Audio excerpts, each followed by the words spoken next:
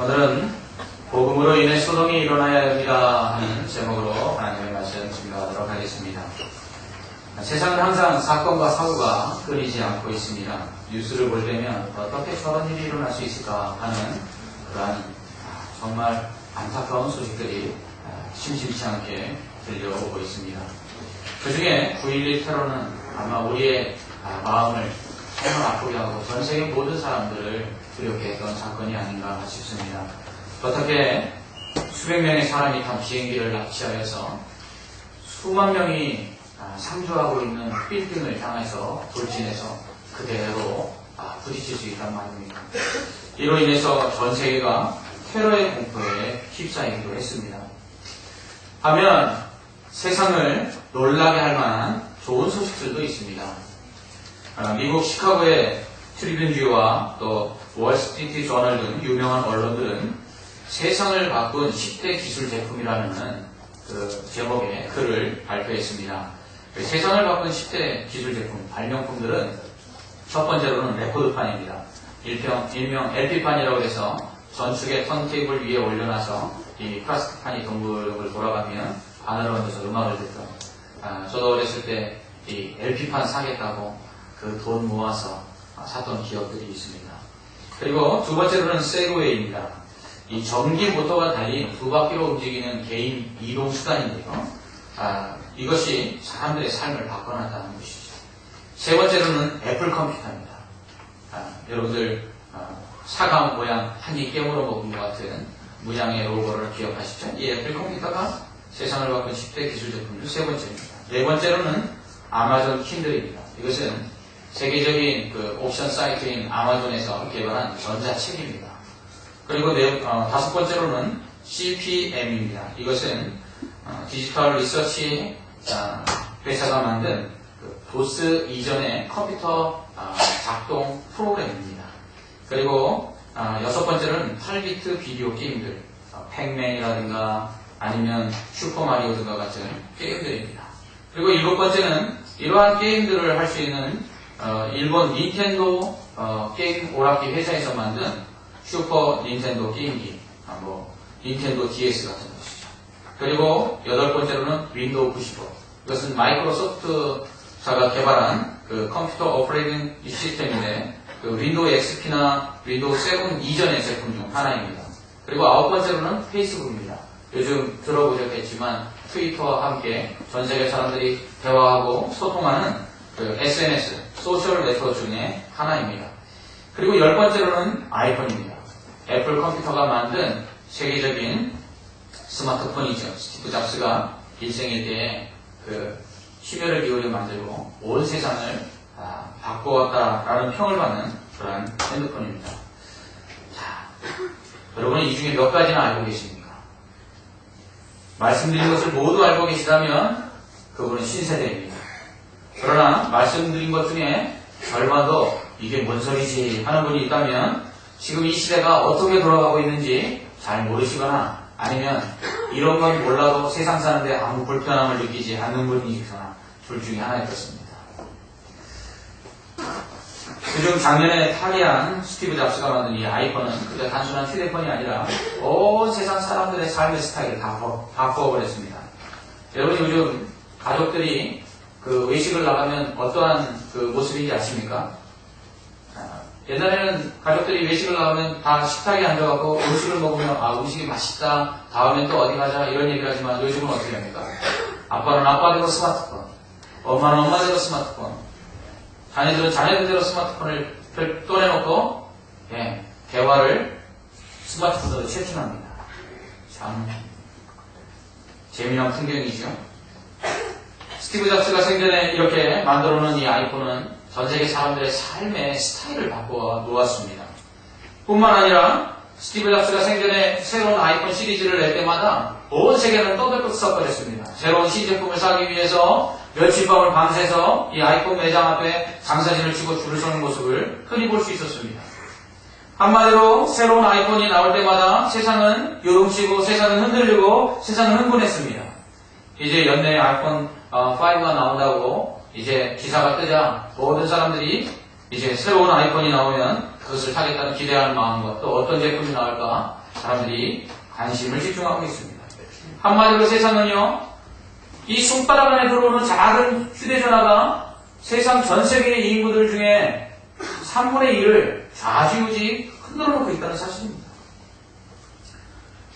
본문 23절 말씀을 보면 성경 말씀 속에서 세상을 요동케 하는 사건들이 있다고 말씀하고 있습니다. 그것은 복음으로 인하여 적지 않은 소동들이 복음이 증거되는 곳에 나타났다는 것입니다. 복음이 전파됨으로 세상이 흔들렸습니다. 사람들이 동요했습니다.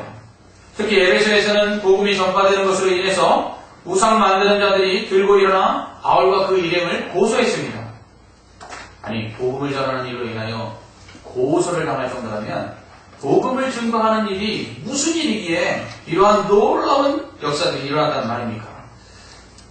여러분, 우리가 화요일마다 이 예수 전도단이 나가서 전도를 합니다. 전도지를 나눠주고 또 이번 주는 초청장을 나눠줬습니다. 새생명 축제.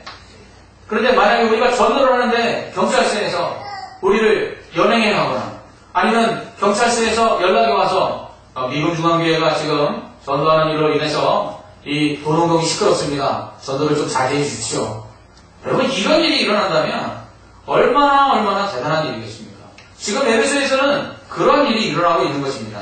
과연 어떤 일이 있었기에 복음을 전하는 곳에 사람들이 소동하고 그리고 고소와 고발 사건이 일어났던 것일까요?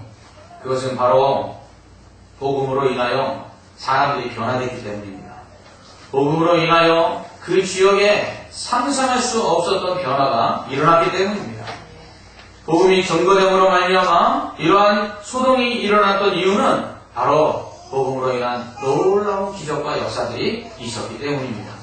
바라기는 이러한 복음이 전파되는 일로 인하여 우리 교회가 복음을 전파하는 일로 인하여 우리 성도들이 복음을 전파하는 일로 인하여 이 도롱동과 남양주에 큰 소동이 일어나기를 소망합니다.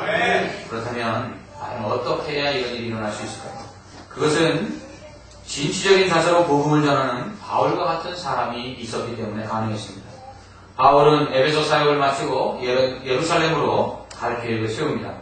그는 로마에 가서 복음을 전하기 위해서 그렇게 한 것입니다.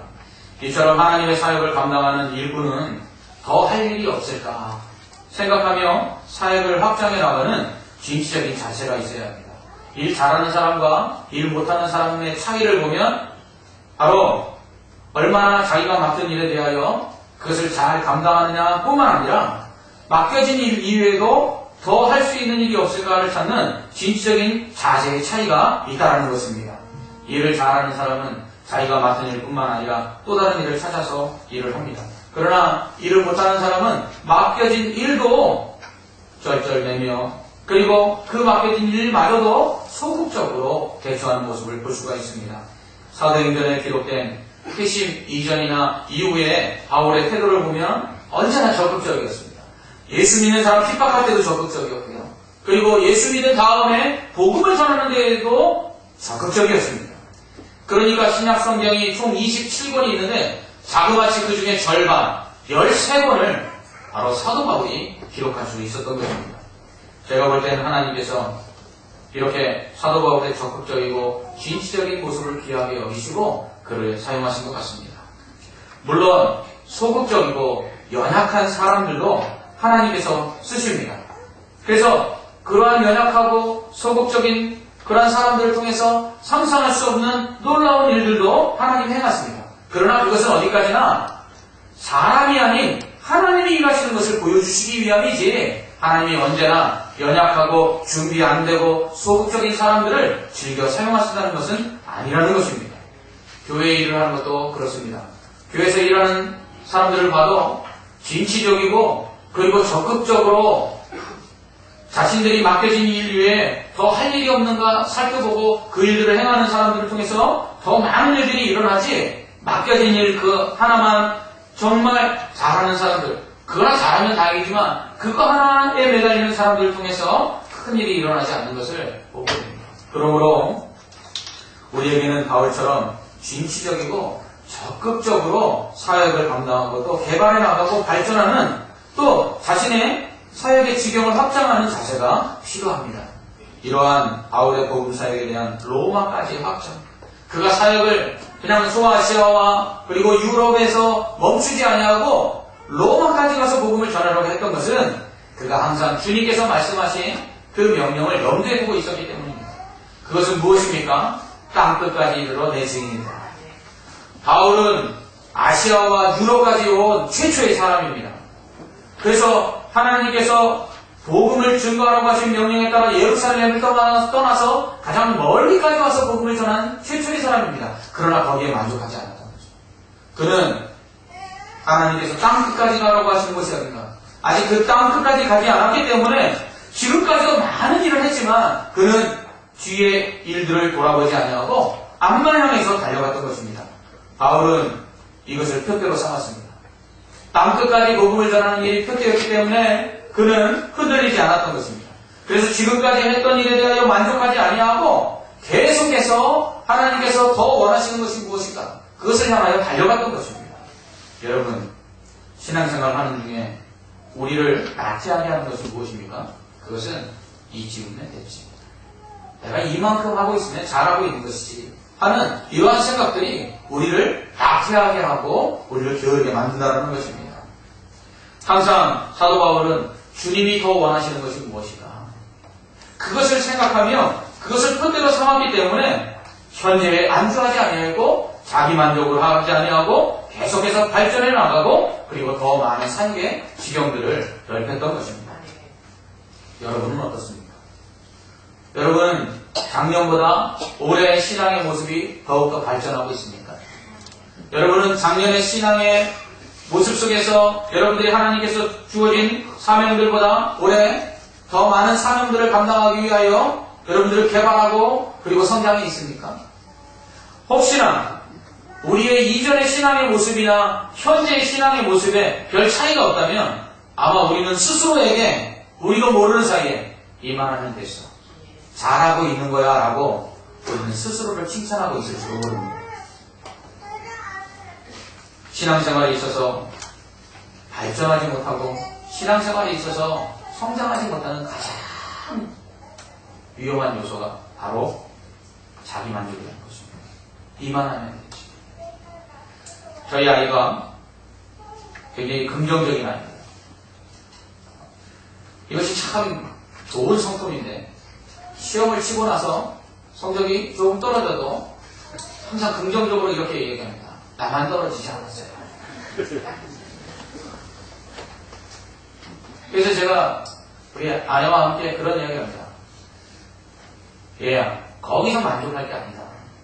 남과 비교할 게 아니라 발전이라는 것, 성장이라는 것은 어제의 내 모습보다 오늘의 내 모습이 더 자라나 있는 것이 성장이지 다른 사람들보다 내가 조금 나은 것이 성장이 아니다. 이렇게 늘 이야기해 줍니다. 우리 어른이 그렇게 이야기합니다. 누구보다는 잘하고 있지 않는가. 근데 만약 그렇게 비교하는 사람이 계속해서 신앙생활에 있어서 다운되고 있고 신앙이 떨어지고 있는 사람이라면 우리는 그 사람보다 낫다고 이야기하지만 결국 그 사람처럼 우리의 신앙도 어떻게 됩니까? 떨어지고 있는 것입니다. 비교를 하려면 누구하고 비교해야 되죠? 잘하고 있는 사람하고 비교해야죠. 여러분 신앙도 마찬가지입니다. 여러분 신앙에 있어서 누구와 경쟁하고 있습니까? 여러분 신앙에 있어서 여러분의 성장의 모델을 누구로 삼고 있습니까? 혹시나 여러분 스스로가 만족하고 늘 이 정도면 됐지. 이 정도면 아무리보다 낫지라고 생각하며 어느덧 작년보다 더 못한 우리의 모습 속에도 불구하고 만족하고 성장을 멈추고 정체해 있지는 않는가. 우리는 한번 살펴봐야 합니다. 이처럼 바울은 진취적으로 적극적으로 사역해 나가기 때문에 그가 복음을 전하는 곳에서 여러 가지 소동들이 일어났습니다. 특히 에베소에서는 바울이 전한 복음으로 인하여 마술사들이 마술책을 긁혔습니다. 여러분 이게 무엇입니까? 직업을 포기하는 것입니다. 복음이 증거됐더니 하나님이 원하시는 직업이 아니라고 생각했을 때 그 직업을 바꿔버리는 것입니다. 여러분 직장 바꾸는 게 쉽습니까? 내가 하던 동일한 업종에서 다른 직장으로 옮기는 것도 쉽지 않은데 직업 자체를 바꾸는다는 건 더더욱 어렵습니다. 그런데 지금 에베소에서는 그러한 일이 일어난 것입니다. 어떻게 해요? 복음이 증거되니까 하나님이 원하시는 일이 아니라고 생각했던 마술사들이 마술색을 불태워버리는 것입니다. 자신의 생업을 포기하는 것입니다. 그리고 다른 일을 찾는 것입니다. 어떻게 이런 일이 일어날 수 있겠습니까? 이것은 복음의 능력이라는 것입니다. 그러자 이러한 바울의 사역을 동조하는 사람들도 있었지만 못마땅하게 여기는 사람들도 있었습니다. 다름 아닌 은장색이었습니다. 은장색이란 은세공업자들을 말하는데 은을 가지고 세공만해서 장신구를 만들기도 하지만 특별히 에베소에서는 이 사람들이 은으로 신상을 만들어서 사람들에게 그것을 팔았습니다. 에베소에서는 아데미 여신을 크게 숭상했습니다. 아데미는 그리스 신 중에 최고의 신인 제우스와 레토의 딸입니다. 이 아폴론과는 쌍둥이 남매지간인데요. 원래는 이 아데미는 처녀의 수호신으로서 순결을 상징하는 신이었습니다. 아폴론이 태양신이라면 아데미는 달의 여신으로 숭배되었습니다. 원래는 대지, 특히 야자수들이 사는 들판을 주관하는 모신, 어머니신으로서 동식물의 다산과 번성을 주관한다고 믿었습니다. 여러분, 우리가 농사 지을 때 태양력을 따릅니까? 아니면 음력을 따릅니까? 음력을 따르죠. 그렇기 때문에 항상 고대의 신들 중에 이 풍요와 관련된 신들은 이 달을 숭배하는 것과 관련이 있습니다. 그리고 태양은 남성을 상징하지만 이 달은 그보다 약하기 때문에 항상 여성으로 묘사되어서 여신으로 숭배되었습니다.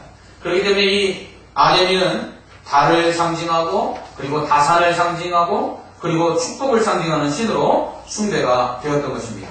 그래서 고고학자들이 이 에베소 지역을 발굴해냈을 때 이 에베소 지역에서 출토된 이 아데미 여신의 신상을 보면 이 가슴이 많이 달려있는, 유방이 많이 달려있는 형상을 하고 있습니다. 왜요? 다산을 상징하고 그리고 축복을 상징하기 위해서 그랬습니다. 이렇게 아데미 여신을 숭상하고 숭배하는 에베소에서는 이 아데미 여신을 위한 큰 신전이 있었습니다. 뿐만 아니라 사람들은 이 아데미 여신을 작은 신상으로 만들어서 집집마다 모시고 있었습니다. 제가 일본에 가니까 일본의 집들은 방에 조그만 전각을 만들어 놓고 거기에 조상들의 위패를 항상 모셔놓습니다. 그리고 아침 저녁으로 거기에 향을 피워놓고 절을 합니다. 그러니까 일본이 습도가 많은 지역인데 습도가 많고 또 집들이 나무로 지어지거나 풀로 지어진 집들이 많이 있는데 그러다 보니까 이 향 냄새가 배어 있어서 음식하고 심심한 냄새가 납니다. 야, 여기서 어떻게 사람이 잠을 자고 아무렇지도 않게 생활할까? 참 염려가 되고 안쓰러운 마음이 있었는데요. 에베소가 그랬던 것입니다. 에베소는 온 집에 아데미 신상이 있어서 사람들이 거기에 숭배를 하고 제물을 드리고 또한 아데미 신전에서 사람들이 우상을 숭배했습니다. 역사에 따르면 이 아데미 여신의 숭배가 다양한 방법으로 나타났는데 어떤 지역에서는 사람을 제물로 바치기까지 했다고 합니다. 이러한 에베소의 은장색들, 곧 아데미 신상을 만들어 파는 사람들은 그로 인해서 수입이 괜찮았습니다. 오늘 본문 말씀 25절과 27절의 말씀을 보면 데메드리오라는 사람이 나타나서 이 직공들과 그리고 은장색들을 불러 모아서 선동하여 바울을 고소하도록 만드는데요. 그가 그때 무슨 말을 하냐면 25절 하반절을 보면 여러분도 알거니와 우리의 풍족한 생활이 이 생업에 있는데 이 바울이 에베소뿐만 아니라 거의 전 아시아를 통하여 수많은 사람을 권유하여 말하되 사람의 손으로 만든 것들은 신이 아니라니 이는 그대들도 보고 들은 것이라. 우리의 이 영업이 천하여질 위험이 있을 뿐만 아니라 큰 여신 아데미의 신전도 무시당하게 되고 온 아시아와 천하가 위하는 그의 위험도 떨어질까 하노라 라고 말합니다. 여러분, 복음이 증거되자 생계의 위협을 받는 사람들이 나타났다는 것입니다. 누구였습니까? 은장색입니다. 바울이 복음을 전하자 꽤 괜찮은 수입을 가지고 있었던 이 은장색들의 수입이 줄어들기 시작한 것입니다. 왜요? 복음이 증거되는 곳에 사람들이 믿음을 갖게 되자 이제 더 이상 우상 숭배를 하지 않는 것입니다. 바울이 사람의 손으로 만든 것은 입이 있어도 말하지 못하고 귀가 있어도 듣지 못하는데 너희들이 그 신 앞에 아무리 고백하려고 요구한들 손이 있어도 그 손이 움직이게 하느냐. 이러면서 우상은 헛된 것이다 라고 가르치자 사람들이 마술책도 불태워버리고 그리고 우상도 사지 않게 된 것입니다.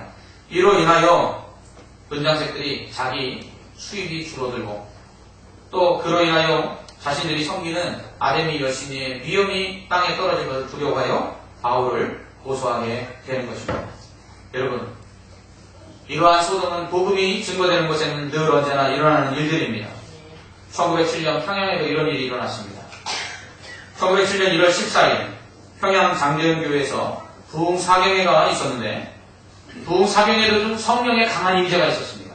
그러자 말씀을 전하던 선교사부터 그리고 말씀을 전하던 목회자들부터 그리고 교회의 지도자들이었던 장로들부터 공개적으로 모든 사람이 모인 앞에서 자신의 죄를 고백하고 눈물을 흘리며 회개하기 시작했습니다. 그러자 모든 성도들이 함께 자신의 죄를 공개적으로 고백했습니다. 이로 인해서 평양의 기독교 신자들이 폭발적으로 증거하고 이 사건 이후에 전국적으로 회개하며 새로운 삶을 살기로 선언하는 운동이 확산되기 시작했습니다. 이것이 바로 평양 대부흥운동입니다. 이 평양 대부흥운동 당시에 주일에 평양에 있는 모든 상가들이 철시를 했다고 합니다. 이거는 평양에 있는 모든 상인들이 다 예수를 믿었기 때문이 아니라 평양의 대부흥운동을 인하여 예수 믿는 사람들이 얼마나 많아졌는지 교회에서 가르치기를 주일에는 안식일과 같이 거룩히 지켜 물건을 사지 마십시오. 그러니까 예수 믿는 사람들이 아예 주일에 시장에 나오지 않고 물건을 사지 않는 것입니다.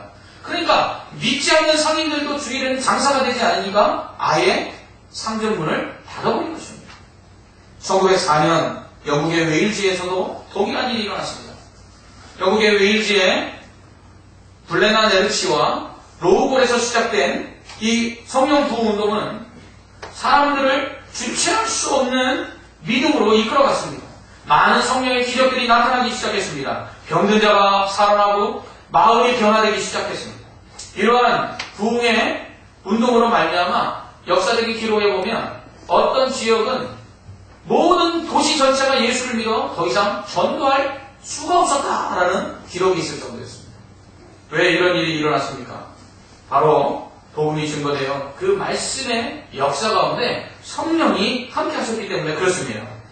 그래서 이 부흥의 중심에 에번 로버츠라는 사람이 있었는데요. 이 에번 로버츠는 배운 것이 별로 없는 22살의 광부였습니다. 구원을 받은 후에 그는 자주 광산에서 간절하게 이렇게 기도했습니다. 주여, 교회를 굴복시켜 세상 사람들을 구원하게 하소서. 그는 이렇게 단순하게 계속해서 하나님 앞에 기도했습니다. 많은 사람들이 그런데 이 기도에 영향을 받았습니다. 그래서 함께 그와 합류하여 기도하기 시작했습니다. 이렇게 광부들로 인하여 시작된 주여 교회를 굴복시켜 세상 사람들을 구원하여 주시옵소서라는 기도는 이제 전국으로 퍼져나가게 되었습니다.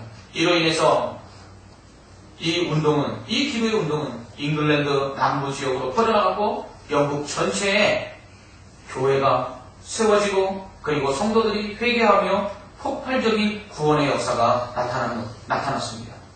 여러분, 말씀이 증거되는 곳에 그리고 성령이 나타나는 곳에 세상은 흔들리고 소동할 수밖에 없는 것입니다. 1904년 웨일즈 대부흥이라는 제목의 책에는 이런 내용이 나옵니다.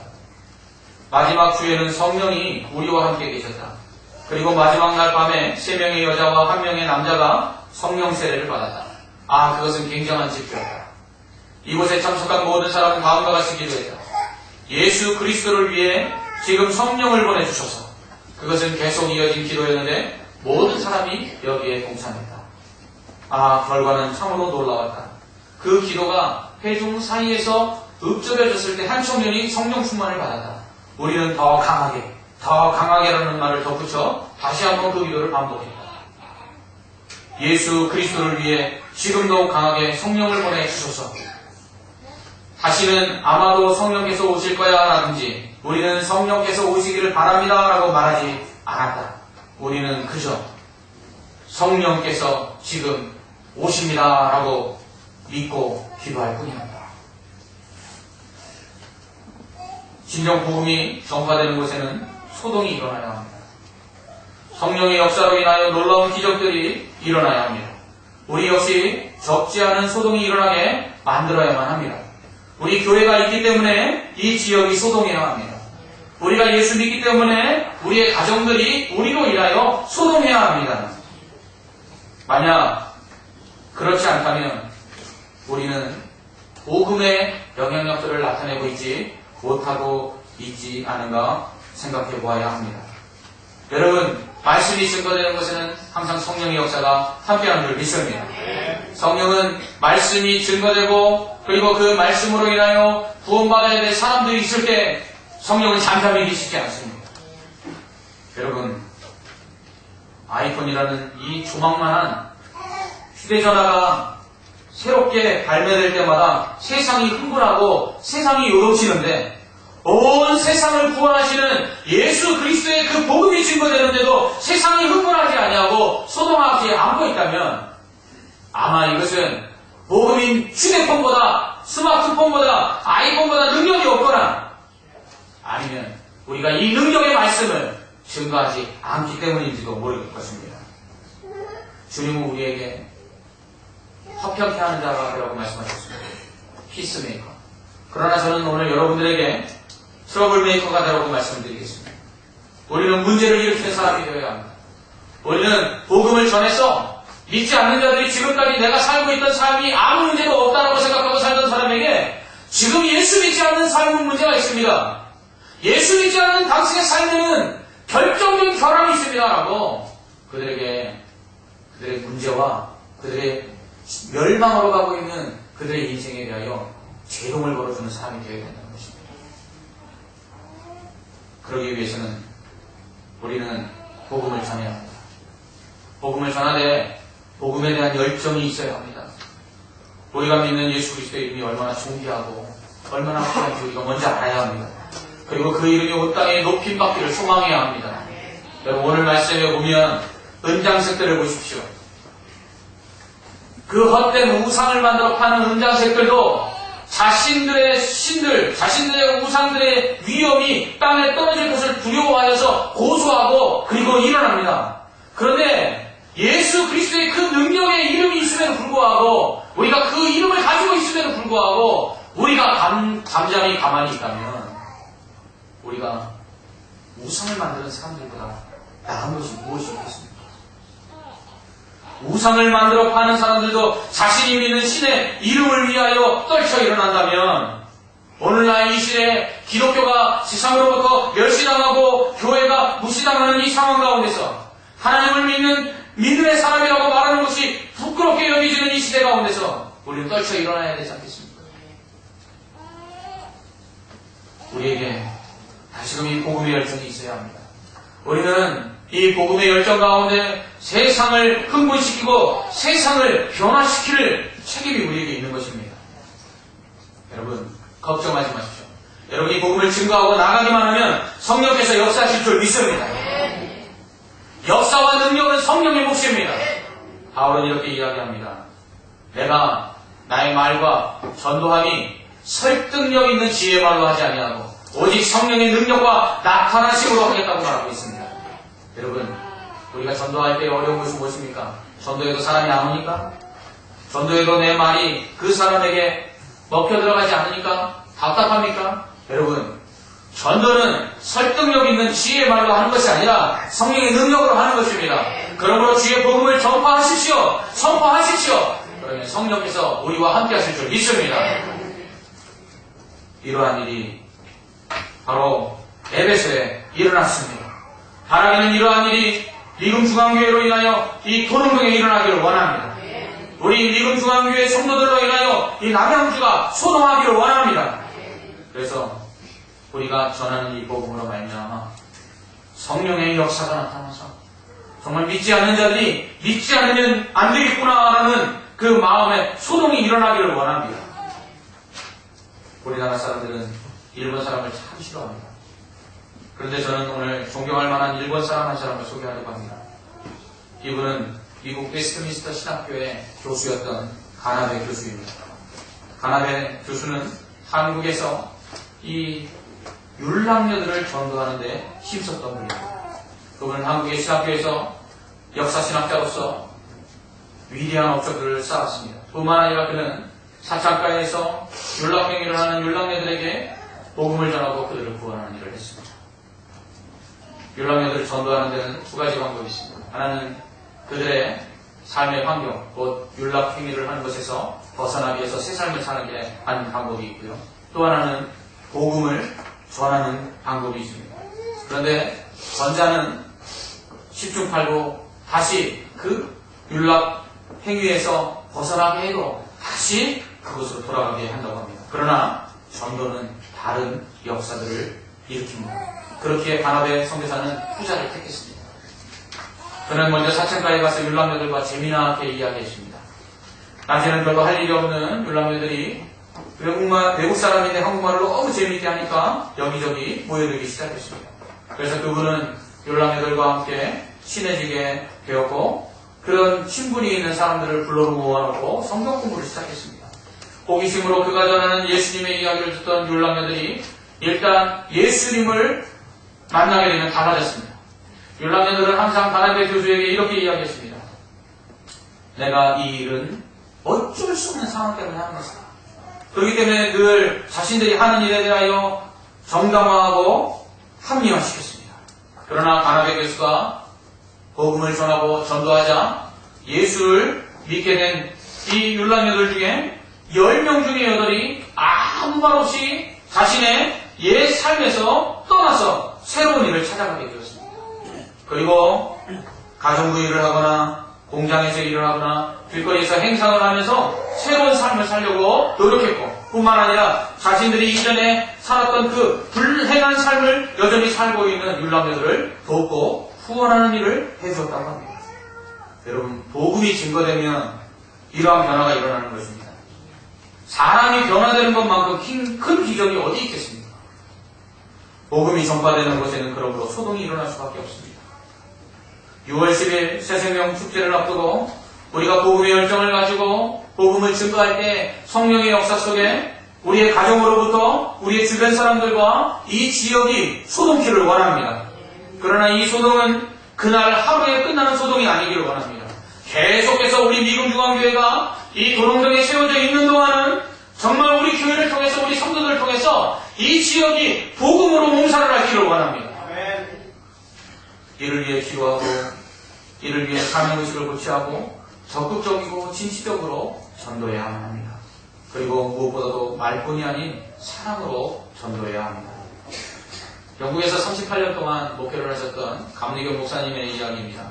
어느 날 이 목사님이 노인 한 분이 위독하다는 소식을 듣고 찾아가서 이제 예배를 드리려고 했습니다. 그러나 그 노인은 목사님 얼굴을 쳐다보지도 않고 등을 돌린 채 누워 있었습니다. 대화를 아무리 나누려고 애썼지만 마음의 문을 닫아버린 노인에게는 더 이상 다가갈 수가 없었습니다. 목사님이 이때 그 노인 집안을 둘러보았습니다. 난로에는 불이 꺼져 있는지 오래였고요. 그리고 그 집에는 먹을 것이 하나도 없다는 것을 알게 되었습니다. 목사님은 노인에게 인사를 하고 다음에 또 오겠습니다 하고 나간 이후에 고깃집에 가서 양고기 두 덩어리를 그 집으로 배달해달라고 주문을 했습니다. 며칠 후에 목사님께서 다시 이 노인의 집을 방문했을 때 노인은 전보다 약간 다정하게 목사님을 대했습니다. 다시 집에서 나오면서 목사님은 또 고깃집에 양고기 두 덩어리를 노인 집으로 배달해달라고 주문을 했습니다. 세 번째 신방을 갔을 때는 노인의 모습이 많이 달라져 있었습니다. 결국 목사님과 이 노인은 함께 기도할 수 있었고요. 그리고 예수님을 영접하였습니다. 얼마 후에 목사님께서 다른 지역에 설교 부탁을 받아서 설교를 하러 가신 사이에 노인이 죽었습니다. 목사님이 돌아오셨을 때 노인이 죽었다는 소식을 듣고 안타까워할 때 한 사람이 이렇게 이야기했습니다. 목사님, 그 노인이 죽기 전에 목사님께 꼭 이렇게 전해달라고 이야기했습니다. 하면서 이렇게 말을 했습니다. 목사님께 전해주십시오. 이제 나는 곧 하나님께 돌아갑니다. 이처럼 나를 변화시킨 것은 목사님의 설교가 아니라 목사님이 나에게 사주셨던 양복이었다는 사실을 말입니다. 무슨 말입니까? 여러분, 사람의 변화는 말에 나타나는 것이 아니라 사랑으로 나타나는 것입니다. 우리가 복음을 전하고 우리가 구원하기를 원하는 사람들에게 우리는 어떠한 사랑으로 다가가고 있습니까? 그들의 필요를 채워주고 그들의 상처를 어루만져주고 그리고 그들을 보듬어 안아야 합니다. 이러한 사랑으로 다가갈 때에 그들이 감동을 받게 되고 우리가 전하는 복음으로 말미암아 성령의 역사가 일어나 구원의 놀라운 일들이 일어나게 될 줄 믿습니다. 여러분, 열심히 전도합시다. 열심히 사랑합시다. 이럴 때 성령께서 우리가 전도하려고 하는 회신자들의 마음을 열어주실 것입니다. 바라본대 6월 10일 이 새생명 축제뿐만 아니라 계속해서 우리 교회가 주의 복음을 전하는 일에 열심을 내고 그로 인하여 우리 교회를 통해 복음이 증거되는 동안은 정말 이 지역과 그리고 우리의 가정들이 예수 믿지 않는 사람들 속에서 그 말씀이 역사함으로 말미암아 한바탕 소동이 일어나고 그리고 변화가 일어나고 구원의 큰 축복이 일어나기를 주님의 이름으로 간절히 소망합니다. 기도하겠습니다. 사랑의 하나님 아버지, 에베소의 복음으로 인하여 소동이 일어나는 모습을 보게 됩니다. 하나님, 우리 교회로 인하여 우리 교회가 전하는 이 복음의 증거로 인하여 이 도롱동이 그리고 이 남양주가 그리고 이 한국과 열방이 하나님 소동키를 원합니다. 하나님, 그러기 위하여 우리가 복음의 열정으로 사로잡히게 하여 주시옵소서. 주의 말씀을 증거하는 자들에게 또한 성령의 역사가 있게 하여 주시옵소서. 6월 10일 새생명 축제를 앞두고 태신자들을 우리가 품고 기도하며 전도하고 있습니다. 하나님, 저들의 심령 가운데 성령을 보내주셔서 예수 그리스도를 영접하게 하시고 예수를 믿고 변화되어 저들로 인하여 또 예수 믿는 사람들이 생겨나게 하여 주시옵소서. 우리를 통해 이 땅을 변화시키고 이 땅을 소동케 하기를 원하시는 예수 그리스도의 이름으로 간절히 기도하옵나이다. 아멘.